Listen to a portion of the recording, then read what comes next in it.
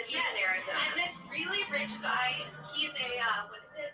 Was a Rothschild. A Rothschild.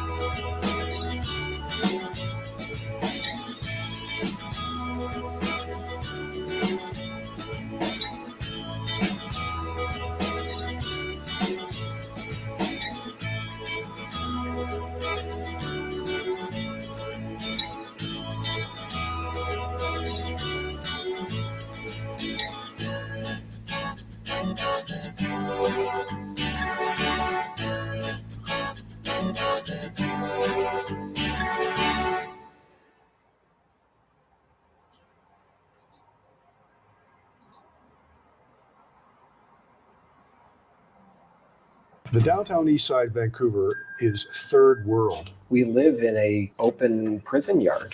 Why should my kids have to live in that risk and that danger? Other citizens have rights as well. You have a right not to inhale secondhand crystal meth smoke. It's really a case of the inmates running the asylum. What is happening to Canada, a country once considered immune from the most appalling displays of homelessness and chaos, has become an epicenter for shocking, violent, and at times random attacks as drug use has burst into the open and a devastating battle with addiction has literally left tens of thousands of Canadians dead. But what is the solution? Do we simply need a so-called safe supply of toxic drugs? Should more provinces follow the lead of BC and decriminalize fentanyl, meth, and cocaine? Or is it time to put victims first, crack down on crime, and get addicts the help and treatment they so desperately need? I hate the word safe supply because you would probably think it was safe to take. And that's the problem, is that it's not safe. Most people who are using this have never tried drugs before this. Like, it's definitely creating a lot more addicts than there was before. What we're doing now is almost capital punishment in our streets by neglect. This is like the industrialization of addiction. It's as scary as it gets. My name is Aaron Gunn, and this is Politics Explained.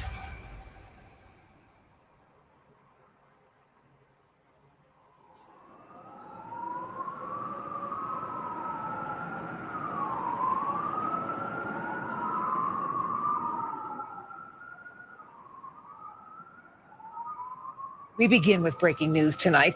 Police say a man stabbed and assaulted at least 4 people, all in a matter of minutes, and they are not sure of the motive. Video of the incident shows the woman pushed from the subway platform onto the tracks. 4 victims were treated by paramedics after a woman allegedly assaulted them with a bottle. Police say the victim was hit in the head with a large pole while walking to class. New details tonight about that stabbing attack that left 1 woman dead and another injured. Police now say this was a random act.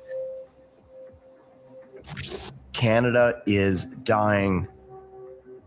Our once safe city streets increasingly defined by chaos, robberies, assaults, homicides, reckless and random violence with no regard for age, gender, or, in some cases, apparent motivation of any kind. A deadly trend that since 2015 has seen violent crime in Canada increase 32%, a reality that has left many Canadians anxious and concerned. According to a recent poll, 64% of Canadians feel crime and violence have been getting worse, while in Vancouver, 40% of residents now report living in fear for their safety on a daily basis. And it's not hard to see why. A woman on a mobility scooter brazenly attacked, bus and SkyTrain passengers stabbed, and throat slit with a knife. And in March 2023, the shocking, random, and graphic murder of a father in front of his wife and young daughter in broad daylight outside of Starbucks on Granville Street. All part of a terrifying trend known as stranger attacks, which have increased 35% in Vancouver last year alone. But these shocking, violent, and random attacks are no longer exclusive to Vancouver. Toronto police say 16-year-old Gabriel Magaloish was sitting on a bench at this Toronto subway station Saturday evening when a man approached him unprovoked. Magaloish was stabbed. He was rushed to hospital but died not long after. He didn't die from being sick or anything. He was stabbed in here and he bled out.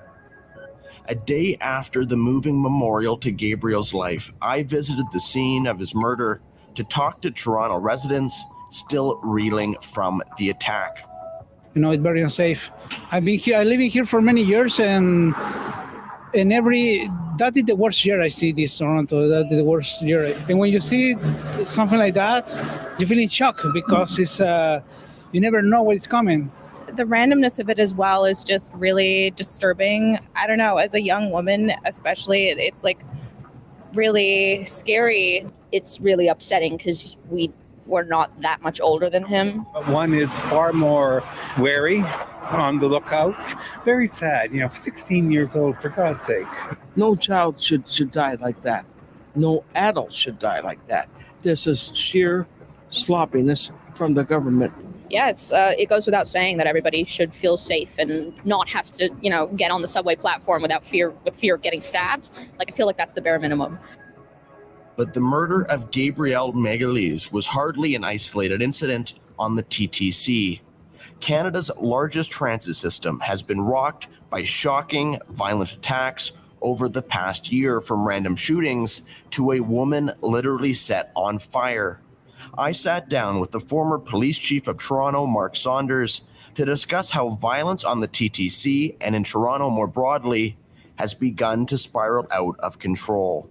You were the chief of police. How does that make you feel to see what's kind of happened to your city? Where it seems like people are scared to ride the transit system. Yeah, the transit system is the lifeblood for so many people. And the fact that they are scared, it's just not good. They were talking about a ridership that at one point in time was 1.2 million, and it's now 860 something. It is a concern. It's a starting point of other things. And whatever you do, don't normalize. Don't normalize disorder. Don't normalize crime. Because if you do, then it moves exponentially.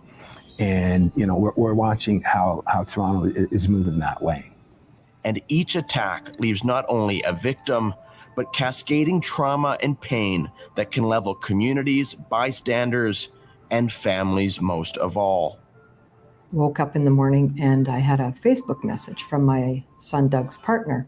She wanted me to call her. So I phoned her and she told me that there had been a random stabbing in Chilliwack the night before. And then she told me that he didn't make it. I got it through my head and, shortly after hung up the phone, and I had to say to my husband, probably the worst thing he's ever had to hear in his whole life, that his son had been murdered.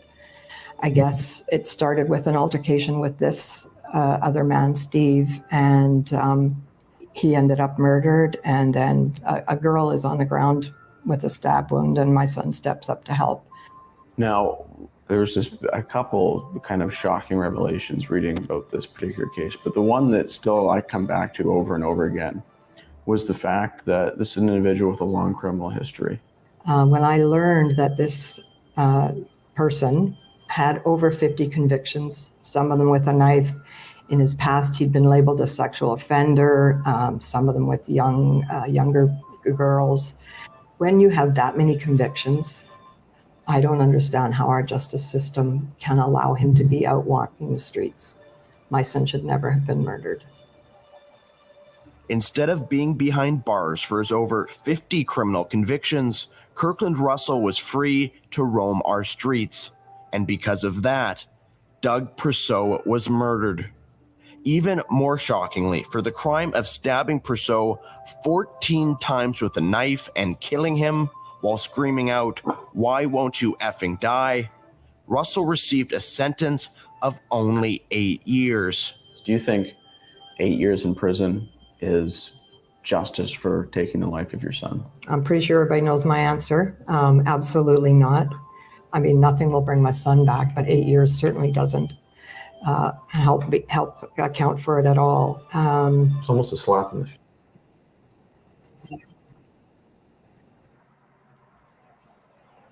Julks drives one deep to left field. Could be his first career grand slam, and it is.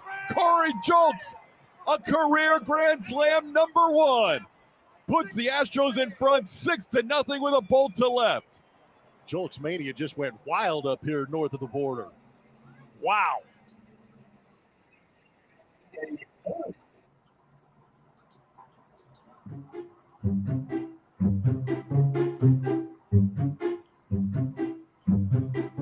Former Prime Minister Jacinda Ardern topping the list, becoming Dame Grand Companion of the New Zealand Order of Merit for services to the state. Jacinda Ardern found herself in the spotlight long before reaching Parliament in 1997 for her scientific achievements. We found one that looked to form clear zones. That means that it was inhibiting the growth of the fungus. Our 40th Prime Minister is a Dane. I have to say that I was really in two minds when I received the letter, because so many of the things that I feel like I may be recognised for were things that were a collective experience. But over the years of being involved in the honours process, there have been a number of people that I've come across who have felt the same way, who I have convinced to take recognition, be it March 15, be it the pandemic. I was shaped as much by New Zealand as the job shaped me. She becomes history. What advice would you give the 2017 version of yourself? You can carry more than you think.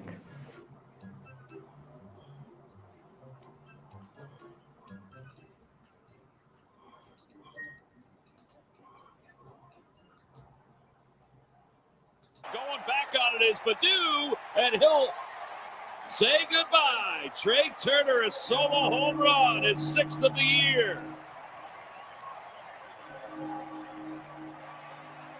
I guess we should say Baddoo says adieu.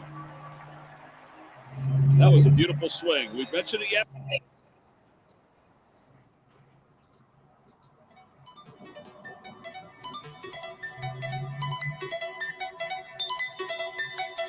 You only need 5 spare minutes, your Emirates ID and passport, and yes, your face. The Toronto Police Service has made a disturbing admission. Officers use secret facial recognition technology from Clearview AI to dig up sensitive personal information based on nothing more than photos.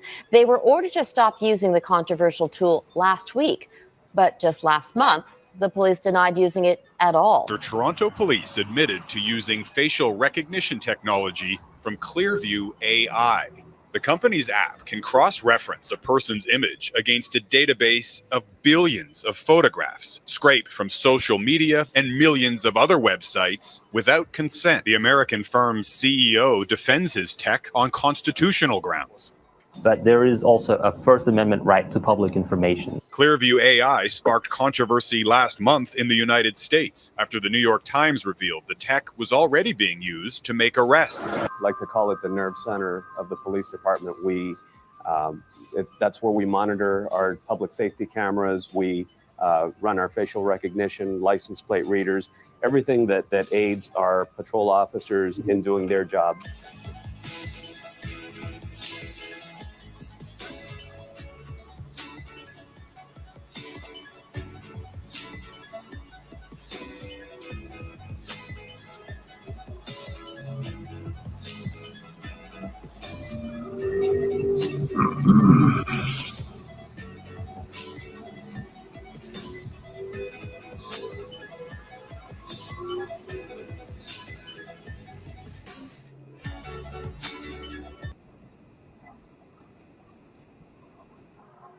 To 399 with a base hit here. There you go. And he shoots that one down the left field line for a base hit. Arise will put on the brakes around first. 3 for 4 tonight. The average at 399 on the year.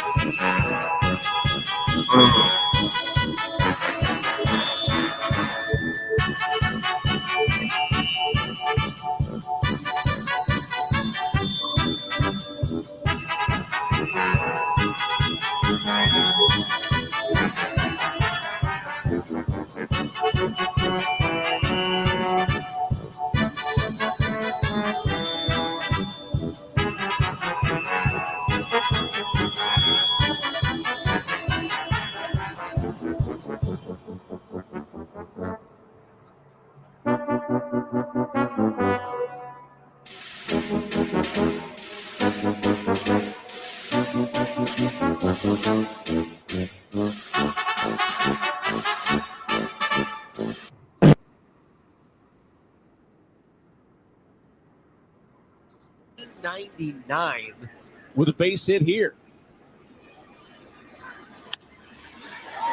There you go. And he shoots that one down the left field line for a base hit. Arise will put on the brakes around first. 3 for 4 tonight.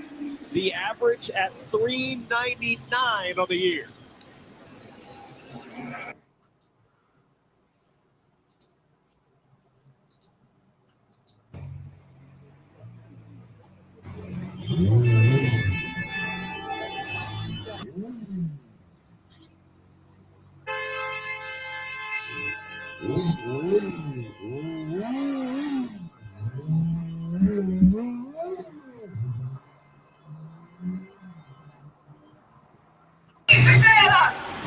Cost of living crisis, the COVID pandemic, and the climate crisis. People are unable to pay their bills. People can pay their bills if they can get to work. No, don't pay their bills if they can't get to work, you mongrel.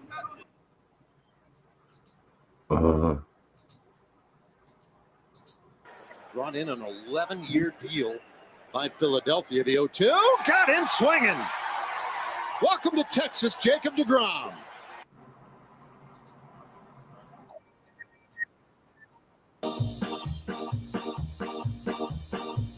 The closer we bring asylum seekers and the migrants to everyday New Yorkers, the easier it will be for them to transition into society.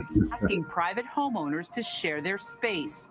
The mayor says any New Yorker willing to house migrants would be paid by the city. The Key Button is a good investment for us to go to a family and assist them instead of placing people in large congregate settings or in these emergency hotels. Take the next step to this, let's go to the faith-based locales, and then move to private residents. There are residents who are suffering right now because of economic challenges. They have spare rooms, they have locales, and if we can find a way to get over the 30-day rule and other rules that government has in its place, we can take that $4.2 billion, 4.3 even maybe now, that we potentially have to spend, and we can put it back in the pockets of everyday New Yorkers, everyday houses of worship, instead of putting it in the pockets of corporations. Forced to get creative, and he'll have to keep it up as each week new families keep coming. This is not sustainable.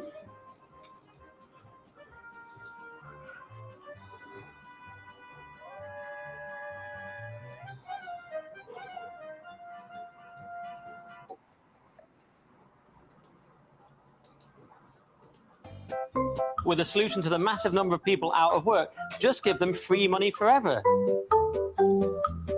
What would you do if you were assured about $2,000 a month? Guaranteed that amount in your bank account. You may not have to worry about making ends meet. If that stress melted away, would you focus on your career more? Or would you stop working and take it easy? That's what the UK is trying to find out. A think tank called Autonomy is looking to conduct a pilot program, a pilot for universal basic income.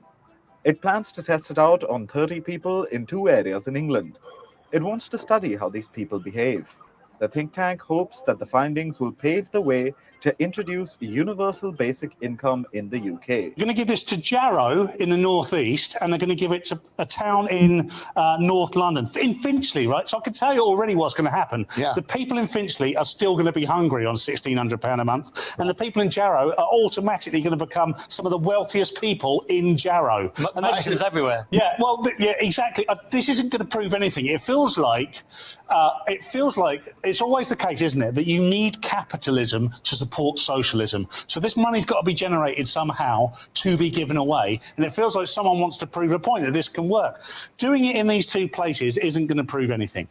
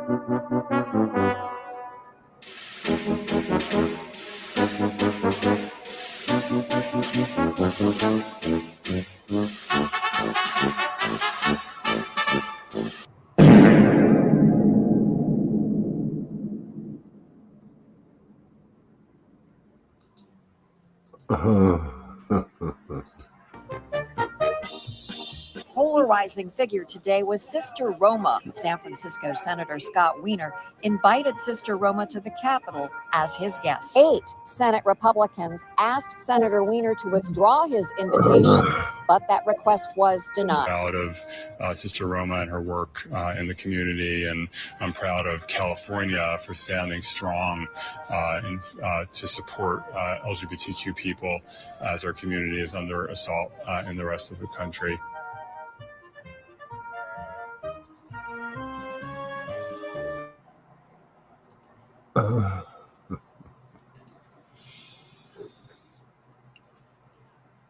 Good evening. Welcome.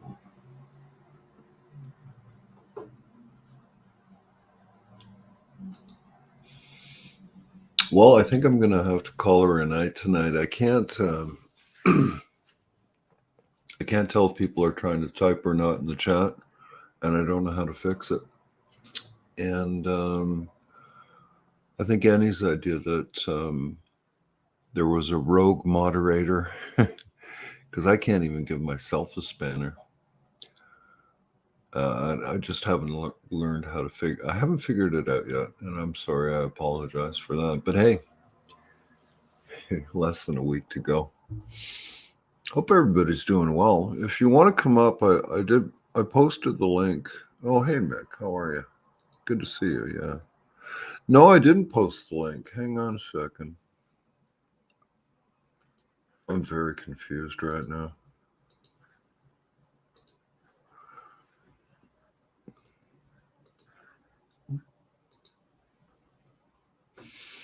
I don't know if you guys can see that or not. I can't pin it, that's for sure. Yeah, what was that thing that I posted? Oh, I know. Okay. Yeah. All right.